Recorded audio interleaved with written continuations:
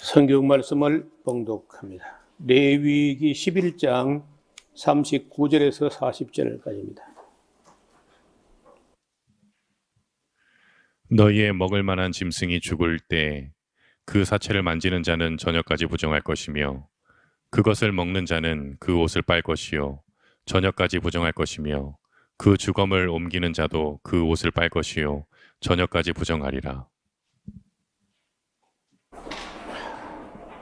네, 어떤 사람도 어떤 병이 들었다가 돌아가실 때가 되면은 여러 가지 사람이 죽을 만큼의 어떤 요인들이 그 사람 안에 있기 때문에 그 병든 사람들, 죽어가는 사람들을 만지는 것만 해도 조심을 해야 되고, 동물들이 죽어갈 때 그 몸을, 그 동물들의 몸을 너무 가까이 하거나 만지거나 했을 때는 빨리 와서 물로 몸을 씻고 옷을 빨고 그렇게 하라는 말씀들이 여러 군데 나타납니다. 옛날 사람들은 그 세균이라든지 이런 거는 뭐 전혀 뭐 말을 해도 안 보이는 걸 있다고 하면 더 안 믿을 테니까 그냥 부정하다 이런 식으로만 기술이 되었습니다. 그래서 어떤 사체, 어떤 죽음을 함부로 만지거나 하지 않는 게 좋겠고, 만약에 만졌거나 접촉되었다면은 옷을 빨고 물로 몸을 씻는 게 옳은 거죠. 자, 지난 시간에 이어서 우리가 음식이 잘못되었을 때 그게 뭐 그래 대수냐, 먹었으면 됐고 소화되었으면 됐지 그게 뭐 그래 그걸 가지고 문제 삼느냐 이렇게 이제 생각하는 분이 있는 거죠. 예를 들어서 개고기를 먹었는데 뭐 잘못됐냐? 세계에서요 개고기를 먹는 나라는 많지 않습니다. 그저 많아도 10나라도 채 안 될 거라 대부분은 안 먹습니다. 그리고 좀 뭐라 할까요? 어떤 의식이 있다든지 문화가 발전된 그런 나라일수록 개고기를 안 먹습니다. 그런데 이제 개고기는 또 개고기라 손쳐도 개고기는 뭐 어떻게 반려동물이라고 하고 막 그렇게까지 하다가 그걸 먹느냐 이제 이런 정서가 있는 거죠. 그런데 돼지는 뭐 반려동물도 아니고 뭐 그렇게 귀엽고 그런 것도 아닌데 뭐 못 먹게 하냐. 지난번에 자꾸 말씀드린 대로 이 먹지 말라고 한 그 동물들 이런 것을 보면은 우리 몸을 나빠지게 하는데 그 나빠지게 할 때 바로 무슨 암이 걸리거나 무슨 종기가 나거나 하면 안 먹죠. 근데 바로 먹자마자 죽으면 누가 먹겠어요? 한 번 먹어도 괜찮아요. 2번 먹어도 별로 이상 없을걸? 3번 먹어도 당장 일이 나오는 건 아니야. 그런데 이런 식습관이 계속 이어지다 보면은 몇 년 안 먹어서 개고기, 돼지고기를 자꾸 먹으면은 피가 더러워져요. 피가. 고지혈증이라고, 이게 보통 문제가 아닙니다. 고지혈증이라니까 고혈압, 고지혈증, 그게 큰 문제냐 하지만은 피 속에 기름기가 많다는 것은 굉장히 심각해요. 제가 저를 또 참 아끼고 저를 돕기도 하고 하던 그런 장로님이 계셨는데 마산에 계셔서 경제적으로 부족한 것이 없는 그런 장로님이에요. 경상남도에 폐차장, 차를 폐차하는 그런 업소가 경상남도에 한 개 있을 때에 그 한 개를 갖고 있었으니까.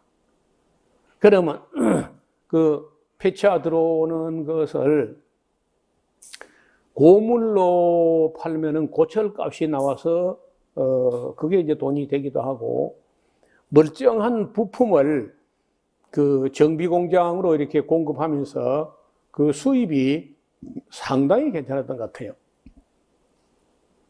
또 폐차 비용을 또 정부가 또 지원하기도 하고 뭐 이러니까, 또 경상남도에서 하나밖에 없었으니까 그 대단한 사업이죠. 그 돈이 많으니까 건강에 좋은 것을 챙겨 먹는 데는 아끼지 않아요. 그래 이분들이 이제 이런 분들이 대체로 건강에 좋은 게 뭐라고 생각하냐면요, 개고기라는 거예요.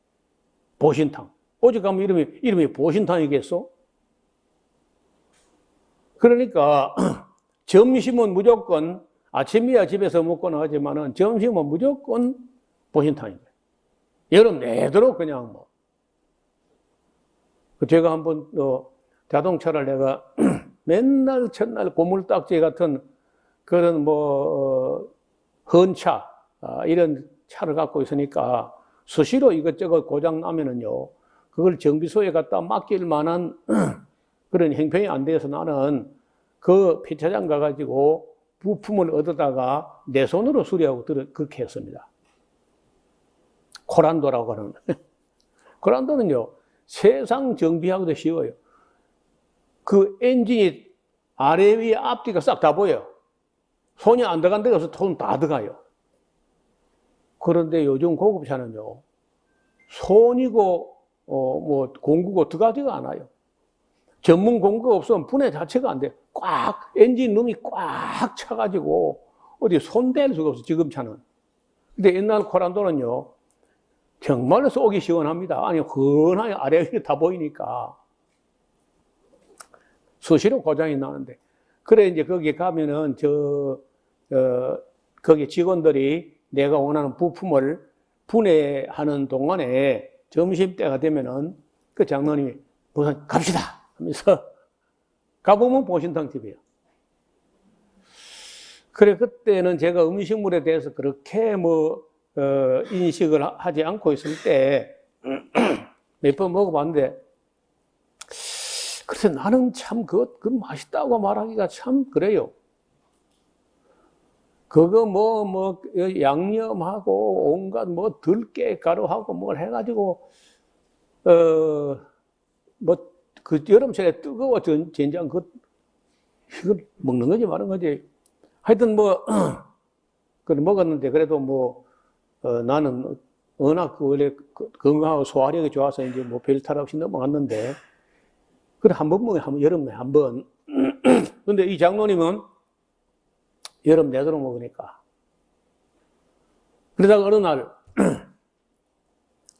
주일 아침에 교회 간다고 이제 성경 찬송을 챙겨가지고 자기 방에서 교회로 가려고 방에서 일어서다가 쓰러졌어요. 쓰러져가지고 병원에 갔더니 의사가 하는 말이, 아이고 어떻게 이래가지고 지금 걸어 다녔습니까? 당신의 간이 지방간이 돼가지고 간의 안팎에 그냥 기름 덩어리로, 기름 속에 간이 그냥 푹 그냥 쩔어 있다고. 간 안에도 기름이고 간 밖에도 기름이고 막 온통 기름에 퐁당 빠져 있다. 기름기에.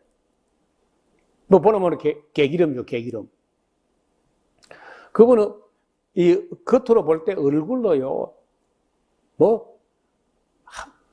그렇게 건강해 보일 수가 없어요. 그런데 내면 속에는 기름기로 간이 기름에 퐁당 빠져 있는 거라.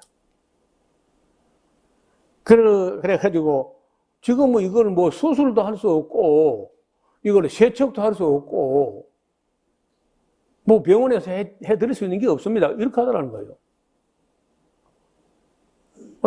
내가 어제까지 멀쩡했는데 무슨 소리냐고 말이야. 어제까지는 몰라도 오늘은 아닙니다. 그래서 주사 한 대 맞고 뭐 약 몇첩 가지고 그냥 나왔대. 아무것도 못하고. 그래서 뭐 집에 교회도 못 가고 그냥 누워 있는데 그 하도 그 노회에서 유명한 그 유력한 그런 장로님이니까 친구도 많고 해가지고 그 암흑의 장로가 쓰러졌다면서 하면서 이 사람 저 사람 찾아오는데 그 중에 한 분이 여기 창녕 쪽에 계시는 분인데 이분이 오면서 아직 안 죽었나 하면서 그래 찾아와가지고 뭐 간단하다 야 하면서 뭘 가져왔냐면요 그 창녕에 있는 어느 강변 그 모뚝인가 강변인가 하는 데서 민들레를 캐가지고 그 민들레 푹 삶아가지고 그 즙을 비닐 이 팩 있잖아요. 그 뭐 봉다리 해가지고 뭐 한 박스 싣고가지고 야, 이거 먹으면 그냥 간단하게 난다야. 이거 먹어봐라. 뭐 실례도 안 지금 뭐 병원에서도 손 못 댄다는데 민들레 즙 먹는 거 그건 낫겠단 말이야. 그래가지고 이제 먹을까 말까 하다가 뭐 다른 대안이 없으니까 먹어봐야 되겠다. 해가지고 그걸 먹어가지고 일어났어요. 민들레 즙을 한 박스 마시고. 그래서 이제 그 다음에 가서 그 친구 장로에게 부탁을 해가지고 민들레 즙을 또 한 박스 말해가지고 그 한 박스 가지고 날 찾아왔더라고요. 목사님 대접하는 사람이 많아가지고 목사님도 개고기를 많이 먹었을 것이고 목사님 간도 아마 지방에 쩔어 있을 것이다. 그러면서 가져왔더라고. 내가 먹었는지 말았는지 기억도 안 나요. 그런데 그게 어째서 그런지 모르지만 민들레 즙이 효과가 있었던 것은 확실한 것 같습니다. 두 가지. 이 개고기를 계속 먹으면은 간이 지방간으로 그렇게 기름에 쩔어버린다 하는 건 확실하고 그런 그 수술도 안 되고 병원에서 뭐 기름을 씻어내는 방법도 없고 하지만은 민들레 즙을 마시면 그래도 희망이 있다. 그것까지는 제가 아주 확인을 한 거예요, 제가. 그분은 너무 그 보신탕을 많이 드시는 분이니까 너무 유명한 분.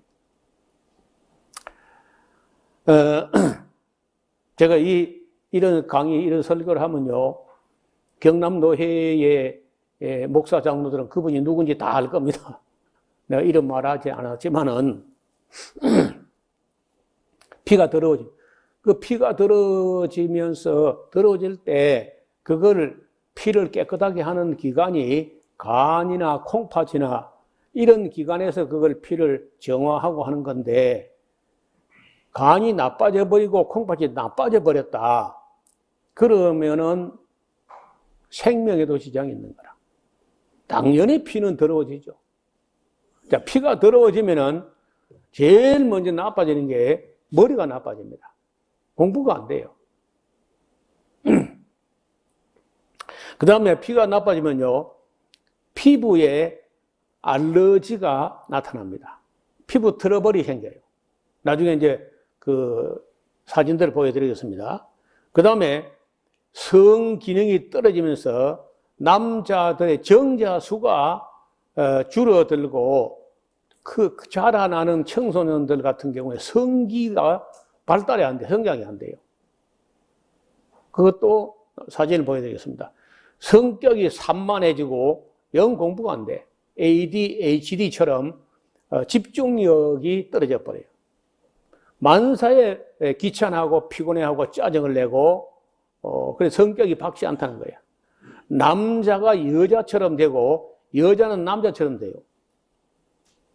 여자들은 점점 성질이 드셔가지고 남자처럼 되고 그 남자는 꼭 그저 뭐 예쁘장한 기생 오래비처럼 그렇게 성품도 여성화돼 버려요. 저항력이 떨어지고 각종 암에 쉽게 걸린다는 거예요. 그리고 시력과 청력, 기억력 이런 게 다 떨어져 가지고 결국은 오래 못 산다는 거예요. 그래서 인생이 이 음식 때문에 망가지는 것은 한 끼, 두 끼, 하루 이틀에 망가지는 게 아니라 식습관이 계속 지속되는 동안에 자기도 모르게 점점 이렇게 진행돼 가지고 빠르면은 30대, 40대에 비만이나 고지혈증이나 이런 걸로 이미 나타납니다. 조금 늦으면은 40대, 뭐 50대는 거의 다 나타납니다. 식습관 안 바꾸면. 50대 되면은 공부도 안 되고 그냥 아무것도 안 돼. 60대는 뭐 그 병원 출입을 자주 해야 되고 70까지 살기도 어렵고 이렇게 간다는 거예요. 120세를 살아야 될 사람들이 이 모양으로 떨어지는데 이게 전부 음식이 잘못돼서 그래. 뭐 음식 말고 환경은 두 가지인데 하나는 공기고 하나는 물이야. 이런 공기가 얼마나 중요하냐. 지금은 폐암이 위암을 앞지를 정도로 폐암이 엄청나게 폭증하고 있어요. 지금 온 세계에서 가장 빠르게 증가되는 암이 폐암입니다. 공기가 나쁘다는 거예요. 여러분 음식은요, 입으로 먹으면은 위에서 소화하고 소장에서 소화되어 가지고 이게 흡수가 되어 가지고 간 문맥을 통해서 간으로 가서 이걸 그 분해를 해 가지고 해독도 하고 간이 화학 공장이 돼 가지고 그렇게 해서 내 몸 밖으로 내보내면서 입으로 먹은 것은 조금 덜 해로울 수도 있어요. 그런데 공기가 나빠가지고 공기 속에 나쁜 물질이 코로 들어가면은 그런 해독도 안 되고 흡파 안에 있는 폐 안에 있는 폐포, 흡파꽈리 안에서 반투막인데 거기서 반투막은요 공기는 들어가고 피는 나오지 않습니다. 피가 그 폐포로 나오지는 않지만은 그 공기가 들어가서 산소가 그 흡파꽈리 벽에서 몸으로 유입은 된다는 거예요. 거기서 바로 유입돼 가지고 세포로 바로 전달되기 때문에 공기 나쁜 게 음식 나쁜 것보다 더 빨리 우리 몸에 부작용을 가져와요. 그래서 그 폐암이 그렇게 빨리 급증하는 것은 중국 쪽에서 날아오는 그런 나쁜 물질들, 우리 한국에서 혹은 뭐 자동차, 매연, 뭐 별걸 해가지고 우리가 다 덮어 쓰는데 이게 심각하다는 거예요. 제가 한 10년, 9년 전에 카나다 밴쿠버에 가서 깜짝 놀란 거는요. 공기가 너무 좋다는 거예요. 우리도 여기 지리산도 공기 좋은 편인데 그 밴쿠버에 비할 바는 아니라 밴쿠버가 왜 그렇게 공기가 좋으냐?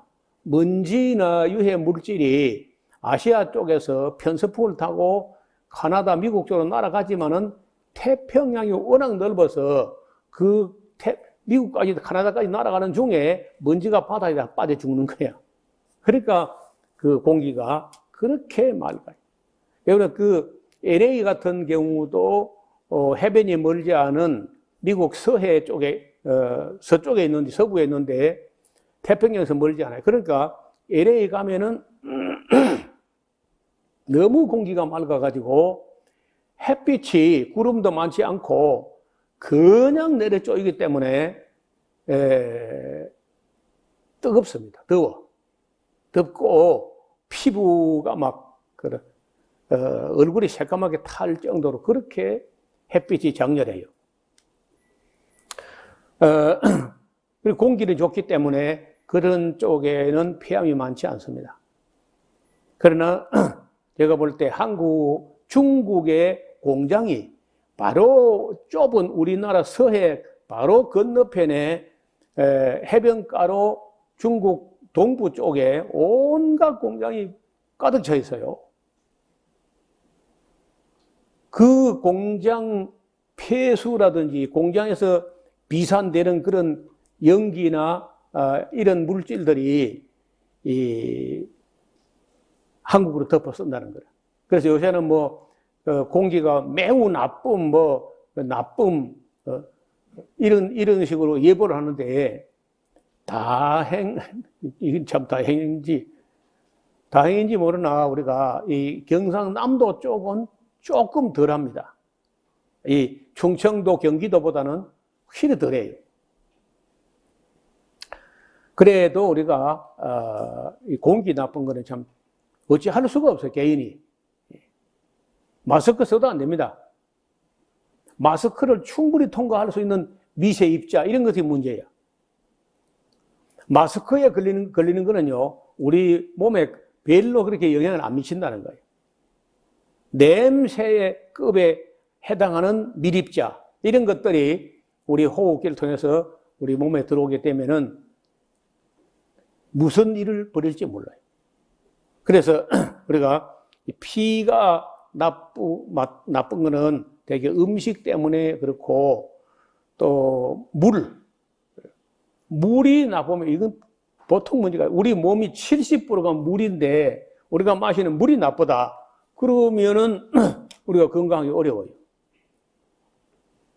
제가 우리 에스라우스 홈페이지에 건강정보실에 거기다가 어제 동영상 하나 얹어놨습니다. 파키스탄의 훈자 마을 이야기, 한 40분 좀 되는 동영상인데, 거기 이야기 중에 파키스탄 훈자 마을 사람들이 120세에 사는 게 막 예사였다는 거야. 제일 오래 살았던 사람은 160살 되는 사람이 영국 런던 공항에서 공항 통과하는 데서 신분증을 보니까 160세라는 거예요. 이게 맞나 틀리나 그 나라에서는 1년에 2살씩 먹는가 해가지고 여러 가지 확인해 보니까 진짜라는 거야. 160세. 그래서 영국 세계에도 알려지고 그 온 세계 건강 문제 가지고 연구하는 학자들이 파키스탄에 많이 훈자 마을은요 해발 2,400고지에 있어가지고 우리 지리산 꼭대기보다도 400m나 더 높은 곳에 있어. 근데 한 훈자 왕국이 옛날에 있었다는 거예요. 90세 되는 할머니가 아니라 아주머니야. 90세인데 할머니가 아니고 아주머니. 왜? 애를 낳았다니까. 60세에 대해서 낳는 건 지금은 낳고 있고 옛날에는 90세까지 낳았다는 거예요. 살아하고 똑같아. 그래서 세계 3대 장수촌 중에 하나가 파키스탄 훈자 마을이에요. 훈자, Hun, Ga 이렇게 해가지고 훈자 하는데, 그 다음에 두 번째 유명한 장수촌이 코카사스 지방인데, 터키 동북부에 있어요. 터키 땅에서 국경을 넘어가면 아르메니아고 동쪽은 아제르바이잔이고 그 산맥 넘어가면은 이제 옛날에 같으면은 거기가 카자흐 나라 그쪽 나라입니다. 체첸도 그쪽에 있고 러시아 남부 이제 그렇게 되는데 그 지역에 아브카지아라는 곳이 있어요. 그 아브카지아에서 요구르트라는 것도 거기서 나왔습니다. 거기도 뭐 120세 예사로 살고 문제는 암이 없다는 거야. 아무도 암 걸리는 그런 일은 없는 거라. 그러니까 건강한 거지. 그리고 병원 같은 거 없어. 약 같은 것도 없고. 아까 말씀드린 훈자 마을 사람들이 약이 뭐냐? 살구시 기름이야. 근데 그 파키스탄 훈자 마을에는요, 과일이 뭐 다른 과일은 별로 없고, 해발 2,400m니까, 그 2,400, 그렇게 춥고, 비도 많이 안 오고, 그런데 거기서 되는 과일이 하나 있는데, 그게 살구예요, 살구. 그래서 제가 올해 또 살구나무를 많이 심었잖아요. 그리고 이분들은 살구를 겨울 내도록 건살구를 만들어가지고, 그게 그냥 주식이에요, 주식. 그리고 빵을 먹기는 하는데 밀가루가 귀해서 빵을 많이 먹지도 못하지만 먹는데 통밀가루야. 우리처럼 하얀 밀가루가 아니고 입에 막 살살 녹는 그런 게 아니고 그 통밀가루를 약간 가루가 거무스름한 그런 면이 있는데 그걸 가지고 얄부리한 밀전병 같이 넓적한데 이렇게 구워가지고 거기다가 또 살구시 기름을 발라가지고 먹어요. 그 살구시 기름을 나는 그 살구씨를 내가 먹어봤는데 굉장히 한국 살구씨는 쓰거든요. 행인이라고 한약재로 써있는데 굉장히 씁니다. 맛도 고약하고요. 근데 기름은 또 안 그런가 봐. 그 사람, 그 파키스탄 혼자 마을 사람들은요, 온 사람들이 미용 화장품도 살구씨 기름, 음식에 발라먹는 드레싱도 살구씨 기름, 그러면서 그게 자기들 약이라고 인식을 하는데 그게 맞는지는 모르겠어요. 어떻든 120세, 지금도 마을에 들어가면 뭐 그냥 동네 어구에 90세 넘는 그런 노인들이 줄줄줄줄줄줄 앉아 있어요. 근데 우리 한국의 한의사가 한 분이 가가지고 그 사람들 맥을 짚어봤는데 그 맥을 볼 때 글쎄 나는 그 맥이란 말이 뭐 그 맞는 말인지 모르겠는데 어떤 맥을 짚어볼 때 한국 사람보다는 훨씬 건강하다. 한국의 어떤 노인보다 건강하다는 거예요. 그리고 스트레스라는 단어가 없는 거예요. 스트레스를 주는 일도 없고 스트레스 받는 일도 없고 항상 행복해. 항상 즐거워. 애나 어른이나 언제나 얼굴에 미소를 띠고 있어요. 그러니까 장수한다는 거예요. 그 다음에 이제 그 남미에 가면은 안데스 산맥에 빌카밤바라는 곳이 있습니다. 거기는 해발 3,000m 정도 되는 곳인데 제가 보기로는 다 산이라 산. 장수촌이라는 게 되게 높은 산입니다. 아니면은 바닷가에. 그러니까 바다도 아주 외로운 섬. 사람들이 외국 문물이, 서양 문물, 죄송합니다. 기독교 음식물, 또 인스턴트, 코카콜라 하고 뭐이죠? 하여튼 미국식 햄버거, 코카콜라 햄버거가 안 들어갔어요. 그런 나라들은 다 오래 살아요. 근데 코카콜라가 들어오고 햄버거 들어오면 이제 그때부터 수명이 줄어지는데 그냥 급격히 떨어져요. 아무 나라든지 코카콜라하고 햄버거가 들어왔다 하면은 수명 아주 10년, 20년 단축된다는, 빨리 간다는. 자, 그 다음에 우리가 좀 더 봅시다. 혹시 여러분 공부가 안 되거나 해도 그 젊은 사람들, 어린 사람들은요, 포기하지 마. 아직 끝난 게 아니야. 아까 간이 그 기름덩어리에 빠져 있어도 그래도 또 헤어날 수 있는 길이 있다는 거예요. 너무 쉽게 포기하지 말라. 너무 일찍 자만하지도 말아야 돼. 음식을 안 가려 먹으면서 지금 건강하다고 자만하고 그러면 안 돼요. 저는요, 굉장히 건강 문제에 자만했거든, 제가요. 군대에 가서도 남들이 뭐 죽겠다 살겠다 할 때 나는 전혀 그런 힘 안 들던데, 그러면서 범사에 내가 제일 강하고 내가 제일 인내심이 있다 이렇게 생각했는데 음식을 안 가리고 아무거나 먹었더니 50대 초반에 당뇨부터 시작해가지고 70대 들어서면서 고혈압도 오고 막 이렇게 하더라. 너무 자만해도 안 돼요. 또 자기 자신을요 너무 비하하거나 과소평가하거나 그럴 필요 없어요. 저는 너무 저 자신의 자격지심이 심해가지고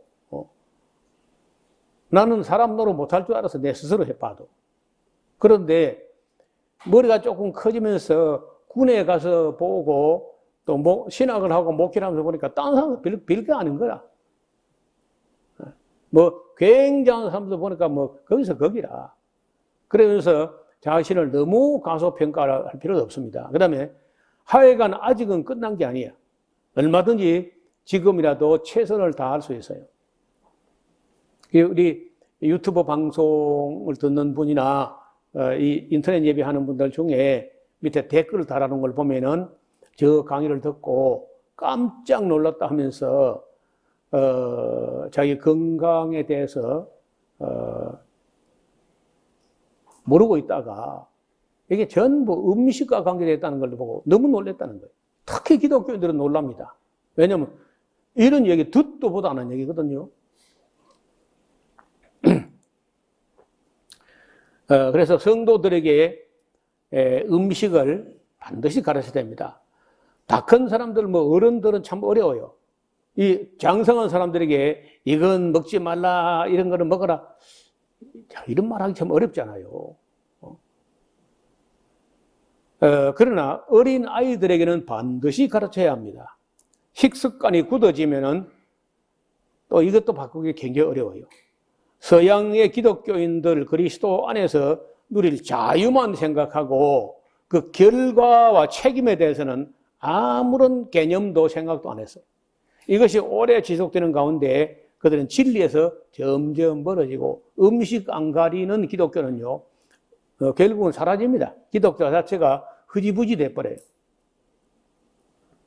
성도들이 은혜 아래 있다고 아무것이나 먹을 자유가 있다고 분별 없이 먹어왔던 유럽과 미국의 기독교는 온갖 질병들이 창궐하게 되는데 그중에 제일 많은 게 암이야, 암. 두 번째가 심장병. 이게 전부 음식과 관계에 있어요. 그들은 이미 성경의 모든 말씀을 다 떠나버렸고 다시는 회복이 불가능할 겁니다. 그러나 음식을 가려서 먹는 세계 모든 종교는 어떤 종교든지 다 건재하고 있어요. 음식 가려 먹는 종교는 없어지지 않습니다. 예를 들어봐, 이슬람교 계속 불어나고 있어요. 안식교 계속 증가하고 있어요. 몰몬교 폭발적으로 부흥하고 있어요. 불교도 부흥하고 있어요. 음식을 가려 먹는 종교는 망하지 않고 계속 부흥한다는 거예요. 그런데 음식을 아무거나 먹는 기독교는 급속히 몰락하고 있어요. 한국 기독교는 말할 것도 없고 유럽 기독교, 미국 기독교 할 것 없이 음식 안 가리고 아무거나 먹는 기독교는요, 빠르게 없어집니다. 유대교, 몰몬교, 안식교, 불교, 힌두교, 짜이나교, 시크교, 이슬람교 전부 음식을 가려 먹습니다. 기독교만 아무거나 다 먹는데 다른 모든 종교는 계속 성장 부흥 일로에 있고 기독교는 온 세계 도처에서 배척당하고 무시당하고 짓밟히고 사라지고 몰락으로 가고 있습니다. 아무도 부인하지 못할 겁니다.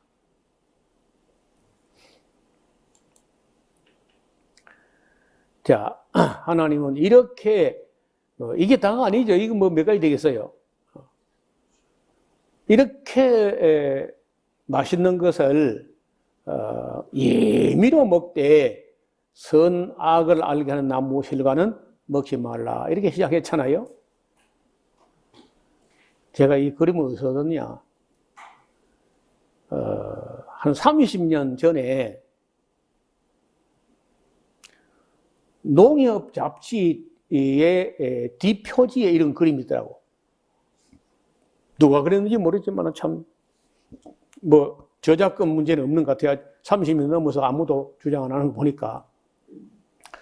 근데 저는 그때 내가 그림을 잘 그리지 못하니까 그림을 잘 그리는 어떤 사람을 만나거나 좋은 그림을 그릴 수 있다면은 그림을 가지고 전도지를 만들려고 온 신경을 꼰도세우고 있을 때야. 그런데 이 농협 잡지 칼라 페이지에 이런 멋진 그림이 얼마나 반가웠는지 제가 30년 동안 이걸 보관하고 있고 또 성경 강좌 때마다 이 그림을 많이 활용을 해왔습니다. 이런 그 거 보면 첫째 기본이 초록색이야. 그리고 빨간색, 보라색 이런 이 색깔이 굉장히 중요합니다. 한 가지 색깔만 있는 걸 먹으면 안 돼요. 색깔이 컬러풀해야 돼. 온갖 색깔들을, 그래서 음식을 먹지 말고 색깔을 먹으라 할 정도로 이렇게 골고루 먹으면 이게 이 색깔 속에는 파이토케미칼이라고 식물성 화학물질이에요. 파이토케미칼. 이 식물성 화학물질들이 중에는 대부분 색소 안에 있고 그리고 향, 냄새가 안에 있는데 이게 대부분 항산화, 노화 방지 물질입니다. 그래서 온갖 색깔을 골고루 먹도록 우리 식탁이 컬러풀하게 이렇게 변해야 돼. 근데 뱀은요, 먹어라. 네 눈이 밝아져서 네가 하나님 시험 되라 그랬잖아요.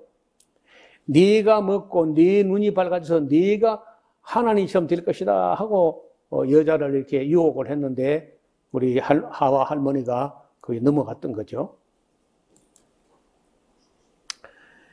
여러분 2013년적 이야기입니다. 9년 전의 이야기인데 9년 전에 신문에 나온 걸 제가 스크랩해온 그림이야. 감당할 수가 없었다. 아이들이 얼마나 못됐는지 산만해가지고 2분을 가만히 있지 못해. 2분. 계속 움직이고 뭐. 그래 이제 엄마들은 그런 아이를 보고 말하냐. 우리 아이는 에너지가 넘쳐서 기가 넘쳐서 그렇다. 아주 긍정적으로 본 거야. 근데 알고 보니까 이게 ADHD라는 거예요. ADHD. 주의력 결핍증. 과잉행동증. 이 감당이 안 돼요.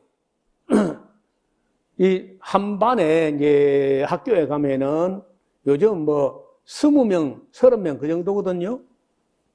우리 때는 60명, 66명 막 이랬어요. 근데 지금은 30명 이하 20명 이 정도인데 그 중에 반드시 10명 중에 하나는 ADHD야. 10명 중에 한 명은 틀림없이 주의력 결핍증입니다. 그러면 그 반에 2명, 3명 있는 거죠. 한 반에 2명, 3명이 이 주의력 결핍증 1분, 2분을 가만히 있지 못하는 이런 아이가 있으면요.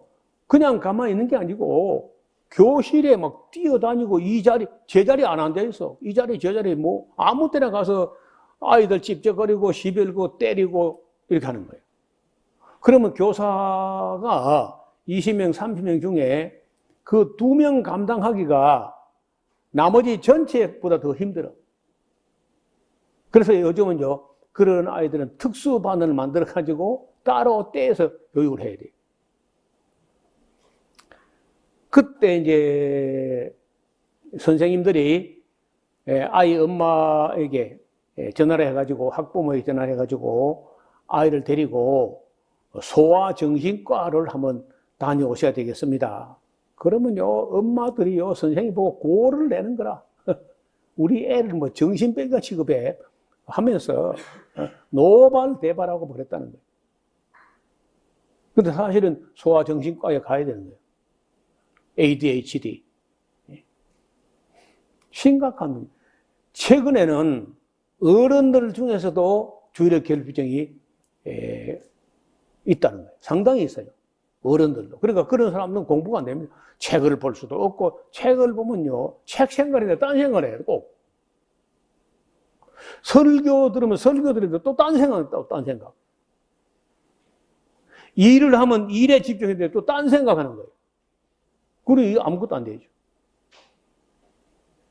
어린이들 경우에는 과자만 안 먹으면요, 웬만하면 치료가 됩니다. 가만 놔둬도. 근데 선천적으로 그런 인자를 타고난 경우는 좀 달라요. 그거는 뭐 음식 가지고도 잘 못 고치고 또 음식을 아이들에게 이런 것만 먹으라고 하는데 집에서는 어쩔 수 없이 엄마가 해주면 먹지만 밖에 나가면 용돈 가지고 지멋대로 사 먹습니다. 그러면 대책이 없는 거예요.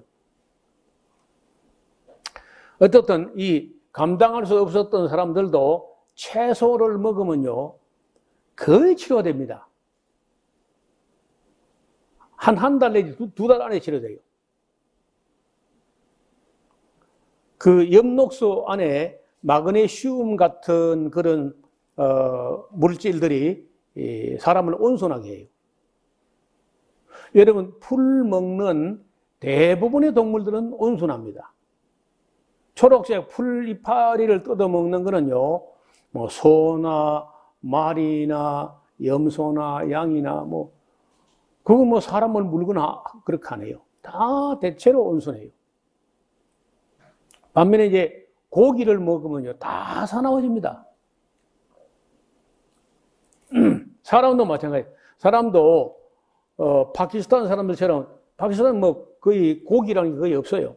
거의 다 채식주의자들인데 사람들이 스트레스를 주지도 않고 받지도 않고 그런 개념도 단어도 없어요. 그게 행복해. 사람이 순하고 착하고 아무나 붙잡고 자기 집에 가자 그래요. 그래 차 한 잔 대접하고 둘러 앉아서 음식을 먹고 뭐 이렇게 하는데 우리 한국 사람들 같으면 뭐 밖에서 누가 손님 끄면 바로 부인이면 난리 굿이 나겠죠. 그런데 거기는 뭐 부인도 외부에서 오는 사람을 뭐 새로운 세계 사람을 보니까 반가워하고 즐거워 기쁨으로 음식을 만들고 그렇게 해요. 조리기구 그런 것도 없어. 뭐 인덕션이 있는 것도 아니고 그냥 나무 불을 떼가지고 불판에 빵 구워가지고 매일 그렇게 하면 얼마나 귀찮습니까? 그런데 뭐 거기 뭐 귀찮다든지 뭐 스트레스 받는다 이런 게 없는 거예요. 여러분 저 홈페이지에 올려놓은 그 파키스탄 사람들 이야기를 그 동영상이니까 한번 봐요. 재미가 있습니다. 자, 공부가 되지 않는 이유는요, 머리가 나쁜 것이 아니라 과자가 나빠서 그래요. 과자. 기초와 기본을 성실하게 하지 않았기 때문에, 이거는 뭐, 진학해도 안 되고, 아무것도 안 돼. 시간 암만 보내도 안 돼요. 기초가 안 돼 있으면요. 그런데 대부분의 학생들이 기초가 안 돼 있습니다. 그래서 공부 못하는 모든 사람들은요, 과자를 먹어서 그렇거나 아니면 기초가 기본이 안 돼서 그래. 수학은요, 기초가 안 돼 있으면 단 한 치도 나갈 수가 없습니다. 반드시 한 문제도 못 풀면 안 돼요. 모든 문제를 원활하게 풀어야 수학이 된다고. 우리나라는요, 인생을 왜 망치냐? 영어하고 수학 때문에 망칩니다. 영어, 수학, 그거 딴 거는 할 수 있는데 영어, 수학은 그거 못 알아가는 거예요. 내가 대통령이 되면 될 리도 없지만은 없애버리면 그 영어 그거. 한국어만 해라. 영어 잘할 수 있는 사람은 하고 나머지 하지 마. 선택 과목으로 해가지고 영어 못해도 괜찮다. 여러분 제가 영어 못해도 사람 구실 못하고 그런 거 아니잖아요. 조금 불편해요. 근데 요새는요 구글한테 물으면 번역 다 해줘. 거의 뭐 끄럽기는 하지만요 영어 못해도 거의 불편하지 않습니다. 지금은요 한국어를 잘하는 게 중요해. 세 번째, 수업 진행 방식이 잘못되어 있어요. 우리나라 교실에서는요 강의를 해놓고 알았나 그러면요 예 그럽니다 전부 다. 아니요 전 모르겠는데 그렇게 말하는 사람 내 평생에 하나도 못 봤어요. 근데 실제로 우리 때 60명 정도 앉아있으면요 알았나 하면 예 하는데 그 알아들은 사람은요 5명이 5명. 나머지 아무도 못 알아들었어도 예 하는 바람에 진도가 나가는 거야. 아주 못된 수업 방식이야. 제가 대통령이 되면은 교육부 장관에다가 수업 진행 방식을 피아노 레슨처럼 해라. 개인 진도가 나가게. 알았다고 묻지 말도록. 알았나 하면 전부 다 몰라요 해야 돼. 대답을. 근데 그 중에 80%, 90%는 모르면서 예의한데 그 예의에 묻혀 진도가 나간다. 이게, 여러분, 이게 아이들 다 망치는 겁니다. 그래서 제가 원지교회에 와서 심호할 때 우등생이 되는 비결이라는 전도지를 만들었어요. 그래 학생들에게 알았나 하거든 아니요 하고 반드시 손을 들고 질문을 해라. 질문 어디 가냐? 네가 알 때까지 해라. 모르면 설명이 안 되면 수업 끝나고 교무실까지 따라가서 물어라. 그러다 안 되면 집에 와서 전화를 해가지고 계속 밤새도록 물어라. 그래 선생님으로 하여금 잘못 가르쳤다는 잠을 못 잔다는 것을 인식하도록 계속 질문하고 질문해라. 그러면은 우등생이 됩니다. 미스터 다니엘, do you understand? 모르면서 이해하지 말라고. 알았어요? 모르면 아니요 하고 손을 바짝바짝 들어. 번번이. 그러면 선생님이요 굉장히 신경을 씁니다. 저 사람 또 아니요 할 텐데 하고 다니엘 알아들 때까지 설명하는 거죠. 공부하는 비결 딴 거 없습니다. 질문하는 거예요. 학교는 왜 가느냐? 질문하기 위해서 간다. 배우러 가는 게 아니야. 질문하기 위해서 간다. 내가 질문함으로 내가 존재한다. 굉장히 중요합니다. 제가 신학교 다닐 때 우리 클래스가 한 40명 좀 넘고 뭐 이런데 제가 보기로는 우리 학년에서는 나 혼자 질문하고 그리고 내 한 학년 위의 학생 중에는 또 한 사람이 괴짜가 있어가지고 질문해. 그 질문하는 그 사람은 그 학교를 9년을 다녀도 졸업이 안 돼. 왜냐? 시험을 치는데 교수가 원하는 답을 쓰는 게 아니야. 시험을 치면 어떻게 하느냐? 문제를 보고 탄식을 하는 거라. 이걸 문제로 내놨냐? 이런 과목에서는 이런 문제를 내야지 하면서 지가 문제를 내가지고 지가 답을 써. 그런 교수에게요, 맨날 권총을 차. 쌍권총 막 F 학점을 받는 거예요. 007이야, 완전히. 그래가지고 이제 신학교 졸업이 안 되면 이제 중간에서 9년 지나면 수료하고 쫓겨나야 돼요. 그랬을 겁니다. 그런데 어느 날 보니까 목사가 돼 있더라고. 지금도 여러분 유튜브나 어디 찾아보면 그 사람 이름이 나와요. 근데 어디 가서 안수를 받았을까? 아무 데 가서도 그 안수 못 받고 목사고시에서도 또 엉뚱소리 할 텐데 그걸 왜 그래 하냐 물으니까 아니 교수 녀석이 문제를 제 멋대로 내길래 답을 내 멋대로 썼더니 점수가 안 나온다는 거야. 그리고 계속 그래요. 그런데도 목사가 돼 있더라고. 그리고 가끔 우리 총회에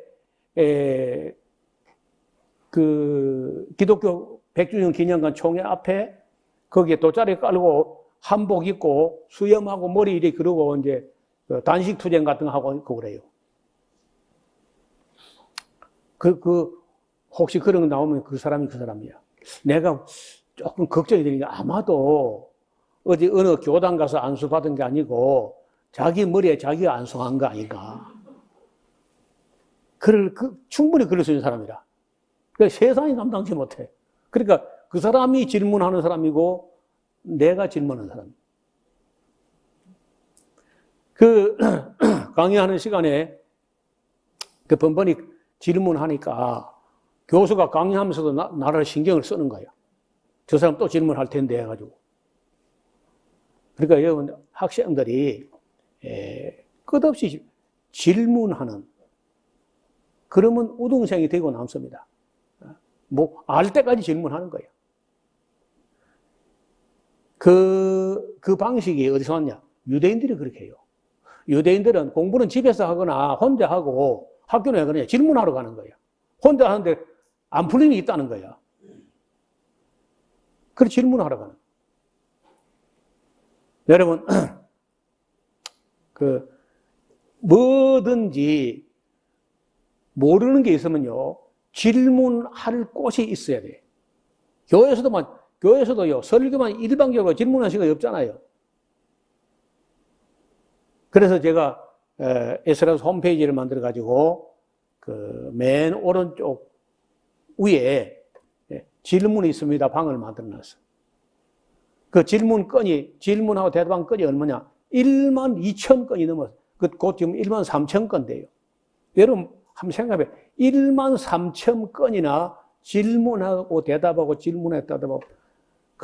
옛날에는 학교 다닐 때는 내가 질문함으로, 내가 조금 성장하는데, 지금 그 홈페이지 만들어 질문을 내가 받는 입장이 됐을 때는요, 내가 질문 받음으로 내가 존재하는 거예요.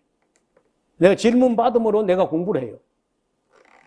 어떤 경우는 대부분 제가 대답할 수 있는 알만한 그런 거를 질문해 오지만은 어떤 경우는 나도 생각하지 못한 걸 질문해 오는 거예요.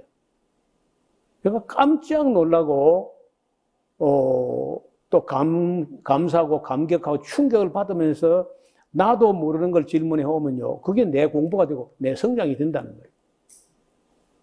지금도 거의 하루가 멀다고 질문에 답을 쓰고 있어요. 편지로 질문하는 경우도 있고, 내 페이스북에 질문하는 경우도 있고, 홈페이지 질문한 것도 있고, 개인 메일로도 오고 그렇게 합니다. 질문하지 않는 습관. 이거는 병 중에 병이고, 이것 때문에 자기 아이를 망칩니다. 그러니까 엄마들은요, 자기 아이가 엄마에게나 아빠에게나 선생님에게나 목사님에게나 무엇을 질문하는지, 그게 질문하는 것만큼 성장합니다. 질문이 없으면요, 한치도 성장하지 않습니다.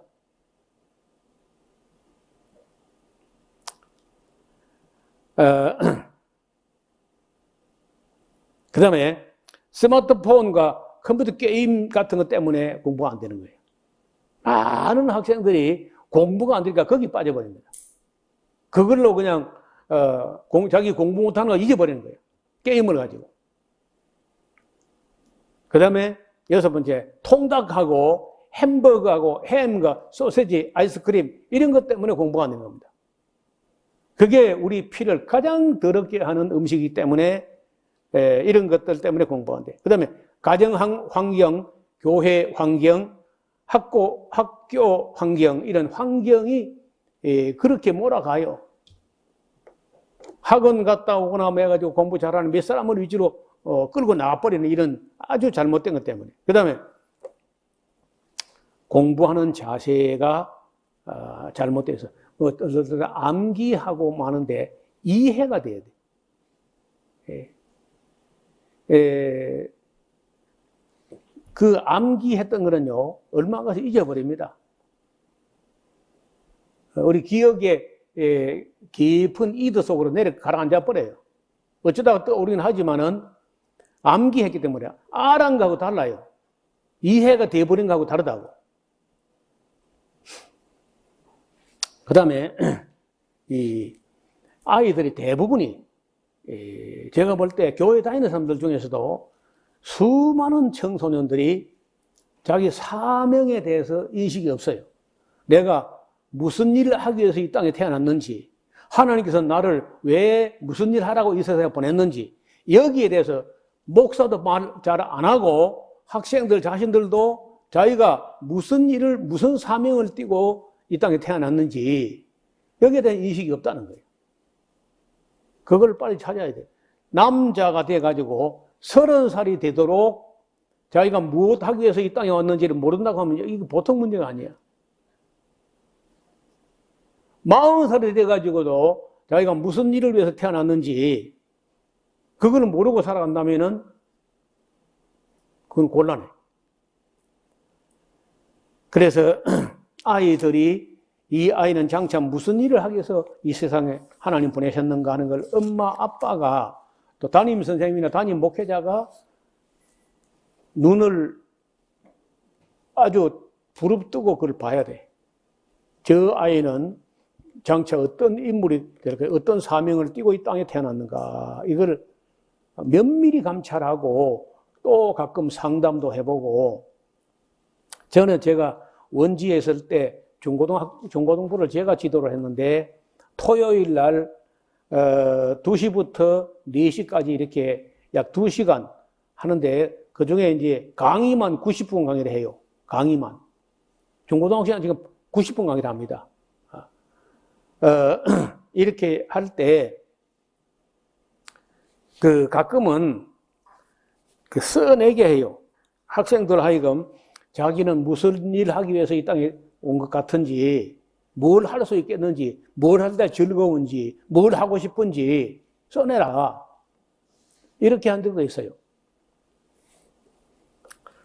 그런데 거의 없어요. 없어. 참 인식을 가지고 자기가 정말 이 일을 위해서 살 것이고 이 일을 위해서 죽을 것이다. 이런 일을 못 찾는 거예요. 그러면 교육이 실패라는 거예요. 오늘 교육은 어디 봉급 많이 줄 데가 취업할 것인가, 어떻게 돈 좀 많이 받아가지고 뭐 이 세상 즐길 것인가, 그밖에 없어, 아이들이. 그 교육 실패죠. 사명에 대해서 말하지 않는다는 거예요. 본인도 말하지 않고, 부모도 말하지 않고, 학교도 말하지 않고, 아무도 말하지 않아. 제가 그 당시에 쓴 책이 있는데, 생명, 사명, 계명. 생명이 어디서 왔느냐? 사명, 무엇을 위해 살 것인가? 계명, 어떻게 살 것인가?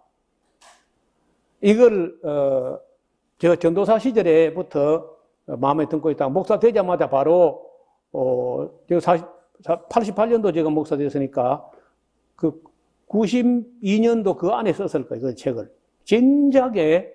진작에부터 생명, 사명, 계명. 그래서 그 중에 어릴 때부터 사명을 위해서 준비하도록, 그 일을 위해서 그 분야에 대해서 연구하고 공부하고 자료 준비하고 차근차근 준비를 해. 사명이라는 게 목사 되고 성교사 그런 것만 사명 아니야. 온갖 일이 이 하나님의 나라와 우리 사회와 이웃을 유익하게 하는 일 중에 하나님께서 바라실 정도로 중요한 일이 있다면요, 그 일을 찾아가지고 그 일은 내 거다 하고 준비를 해야 돼. 그런 거 없이 그저 아무 방향도 정하지 않고 막 이리 뛰고 저리 뛰고 그런 사람보다 딱 한 가지 방향을 정하고 그 길을 위해서 부단히 준비하면서 나아가는 사람이요, 같을 리가 없습니다. 끄트머리가. 저는 처음에 그 페스탈로치에 대해서 읽고 너무 감동을 받아가지고 페스탈로치 같은 사람이 되겠다, 뭐 이런 생각을 했다가 그 다음에 씨 없는 수박을 만들어낸 우장춘 박사 이야기를 읽고는 너무 감동이 돼가지고 나도 농업 기계를 발명해가지고 이 나라 내가 농사일이 너무 힘드니까 농업을 위해서 뭐 하겠다, 이제 이런 생각을 했다가 또 목수일을 해보니까 이게 너무 또 재미있는 거예요. 또 이게 또 건축가가 되겠다, 이제 이렇게 또 하다가 어느 거기가 양정에 제가 있을 때 대연동 쪽에 어떤 집에 문을 짜가지고 그 문을 달러 가는데 그 뭐 삐그덕 하던 그런 문이 들어갈 때 나갈 때 항상 신경 쓰던 게 제가 손봐가지고 깔끔하게 되니까 주인이 굉장히 저를 좋게 본 거예요. 그래서 그 주인이 아이 총각 이 목수일 하면은 한 달에 얼마 받냐고 참 부끄럽더라고요. 너무 작게 받으니까. 그래, 얼마 정도 뭐 이렇게 된다고 했더니, 너무 탄식을 하면서, 그 당시, 그러니까 그때가 50년 전이야. 50년 전에는, 한국에서 제법 규모 있는 집에서만 우유를 먹었어요. 근데 그 집이 뭐 하는 집이야? 목장하는 집이야. 젖소를 기르는. 그래서 이분들 하는 말이, 젖소 2마리만 길러도 당신 봉급의 몇 배는 된다는 거예요. 근데 내가 시골에서 소를 길러보고 했기 때문에 2마리쯤이야. 2마리 내가 20마리를 기르겠다. 아무리 못 길러도. 그래 생각하면서 너무 내가 받는 봉급하고 차이가 나는 거예요. 그래가지고 그때 제가 목수를 하다가 해일을 느끼고 바람이 들었어. 그리고 때려치우고 고향으로 올라온 거예요. 올라와가지고 이 산청, 내가 아는 산청 일대에 풀밭이 될 만한 목축을 할 수 있는, 목장을 할 수 있는 그런 곳을 찾아가지고 이 산 저 산을 뛰어다녔다고요. 그런데 그때 하나님께서 나를 보고 있었을 거 아니에요. 그렇죠? 너는 그런 목축이 아니고 그런 목회가 아니고 내 양을 먹이는 목축을 해야 된다. 그래서 이제 바로 그때부터 새마을 운동이 시작돼가 제가 새마을 운동의 기수였거든요. 산청군의 기수야. 그 정도로 앞장을 서고 경상남도 지사로부터 막 표창을 받기도 하고 대단히 열심히 뛰었는데 그러다가 이제 전도자를 만난 거예요. 전도자를 만나가지고 깜짝 놀랐어요. 그래서 여러분 성경을 제가 보니까 너무 중요하기 때문에 내가 신학을 가봐야 되겠다. 왜냐하면 40명 정도 되는 성도 안에 서울에서는 어떤 부흥 강사, 전도사가 와서 집회를 하는데 40명 되는 성도 중에 25명 안에 귀신이 있다가 쫓겨나가는 거예요. 울고 불고 막 과음 지르고 또 어떤 건 안 당하겠다고 이제 빠락빠락 악을 쓰기도 하고 그리고 귀신이 나가면서 병도 나은 사람도 있고 막 이런 걸 보고요. 너무 충격을 받아가지고 아무것도 아무 의미가 없다.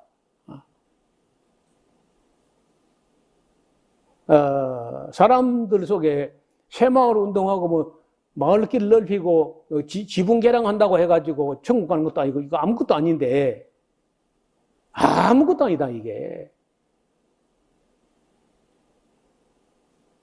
그래서 결국 신앙을 하게 됐는데 그날 이후 지금까지 단 한 번도 내가 신앙한 것에 대해서 후회가 없습니다. 또 저는 조금은 개혁적이고 진보적인 마인드를 가지고 옳지 않은 거는요 어디 가서든지 고치려고 제 최선을 다했습니다. 옳지 않다면 고치는 거예요. 뭐든지 간에. 그리고 소신껏 하려고 부단히 노력을 했는데 저는 다른 게 아니고 페스탈로지도 아니고 농사도 아니고 건축가도 아니고 또 목축 뭐 이런 것도 아니고 하나님 말씀을 사람들에게 기록된 원 목적대로 빼지 않고 더하지 않고 전하여 가르치는 것 이것이 내 사명이다. 저는 그렇게 생각하기 때문에 지금도 이 성경을 가르치기 위해서 성경과 역사를 가르치기 위해서 부단히 공부를 합니다. 지금도 공부를 합니다. 오늘 여기까지만 하겠습니다.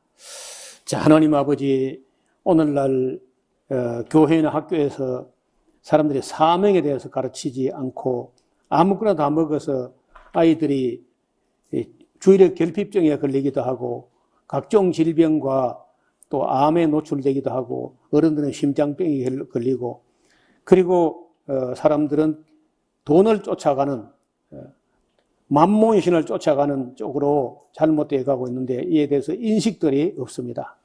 레위기를 보면서 우리가 피가 탁해질 때는 어떤 부작용들이 따라오는지도 또 살펴보게 됩니다. 이 레위기 음식물 공부를 성실히 함으로써 우리와 우리 후손들이 결코 쇠하지 않는 기독교, 세상 풍조가 나날이 갈리고 바뀌어도 포기하지 않는 기독교, 주님 오실 때까지 성경 말씀을 창세기부터 계시록까지 가르치며 서 있는 교회가 이어질 수 있도록 은혜를 베풀어 주옵소서. 예수님 이름으로 기도드리옵나이다. 아멘.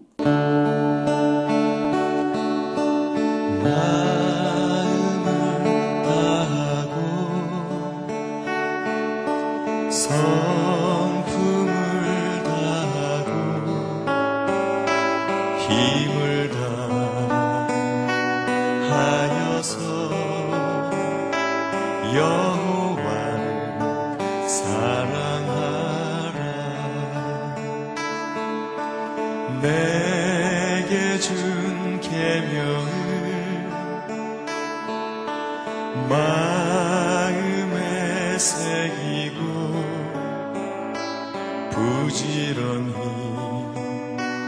부지런히 이웃에게 전하여라. 그러면 내가 짓지 않은 그 집을 주리라. 내가 심지 않은 과실을 먹게 하리라.